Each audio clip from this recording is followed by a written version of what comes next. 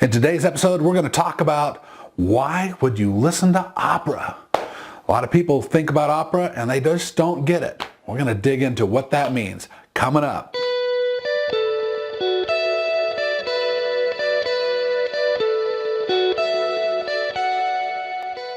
Welcome to my channel. This is the Learn About Music channel, and my name's Todd, and I am a music educator. I've spent the last 40 years playing music, trying to figure out all things about music, and if you're here for the first time, glad that you're here. Hopefully today you're going to learn something that you'll be able to say, I could use that. So let's dig into today's topic. Why listen to opera? I hear people listen to that all the time. They say, I don't understand it, I don't get it. Well, and why is that? Why is it that it's so hard? Well, number one, you have to admit that it's in a different language. A lot of opera is written in Italian and German. Some of it's in English, but you wouldn't know it's in English because when you have opera singers who are singing, they sing in such a way that they enunciate the words with very long vowels like this. So you could say the rain in Spain. So the enunciation is very different, and that sometimes is not the same as what we would listen to in like a lot of popular music and what we would normally hear. But what are the reasons you would want to listen to music? I think the main reason that I sometimes will steer people back to listen to opera is that it actually is very beautiful. The people, these singers who do this, have got amazing voices. And there's a lot of beauty to be found in that. Now, the style of that kind of music may not be your bag. You may just like, that's just not my thing. But if sometimes something comes on and you get a chance to listen to it, take a few minutes and listen to it and see what you think. Let me give you an example of when I really turned the corner. About 20 years ago, there was a tour of the three tenors, and these were three amazing singers. You had Luciano Pavarotti, you had Placido Domingo, and the third fella who's on the screen right now, I can't remember. These three guys went out and toured the world. These were three of the best male tenor singers in the world. And they went out and toured and all that. I didn't think much about it. And then it came on PBS. And I watched this concert. And what I noticed is that all three were very good. But when they got to Pavarotti, his voice was so far superior to the other two, in my opinion.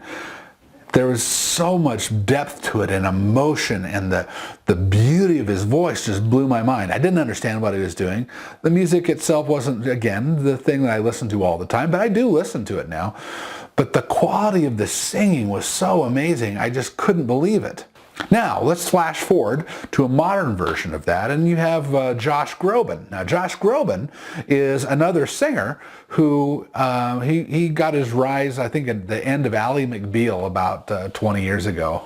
So maybe the three tenors was a little longer than 20 years ago. But when he came on, he was singing songs in English. He had a song called You Lift Me Up, but he was using the style of his voice of You Raise Me Up. And so he had that. So it was an English song. He didn't enunciate with as long of vowels as that we normally hear in a lot of these things, and a lot of opera. And you could understand him, and people really dug it. And he's a great singer, and I think his voice is just amazing. So he's another example. Let's take a comparison. Do you think opera singing is very much different than rock and roll singing? I would contend that they have some very big similarities. They're both very difficult to do. One of the most famous sopranos, female singers, was a gal named Beverly Sills, and she sang at the Metropolitan Opera for almost 40 years, I believe, and she was considered one of the greatest female sopranos ever. And she was incredible. When she retired, she never sang a note again afterwards. And people always ask her, why is that?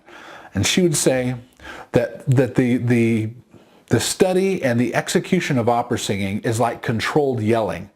And if you're going to be really good at opera, you have to put every ounce of emotion into it every night. And that might mean I'm screaming somewhat too. She understood that it's not just about proper singing. It's also about emotion and adding that into it. Doesn't that remind you of a lot of rock and roll singing? When you hear Roger Daltrey from The Who, the way he has this guttural scream, or some of these other great rock singers, they put all this emotion into the way they sing. So it's not that much different. They're different styles. So I think there's a lot of common ground to say, I can appreciate that these people are working their tails off to sing this way. So in conclusion, I want to tell you that you don't have to just shut off opera when you hear it, or to write it off as just being old and forgotten music. It's amazing. These are talented, really great singers, and I'm asked that maybe you go ahead and give it a chance to listen to it at some point in the future. You can go down into the links on this video, and I have linked to some of the singers I've just mentioned's music. Beverly Sills, the Three Tenors, Josh Groban, and you can go out to Amazon and check out some of that music if you're interested. You may not, again, it might not be your bag, but you might find some stuff there that make you go, whoa. And I think the key here is that if you really want to open your mind up to really appreciating music on a different level, these are some good entry points into understanding and enjoying some of that music a little bit better here. Question of the day: have you ever listened to opera? And if you did, what did you think of it? Answer that down below in the comment section.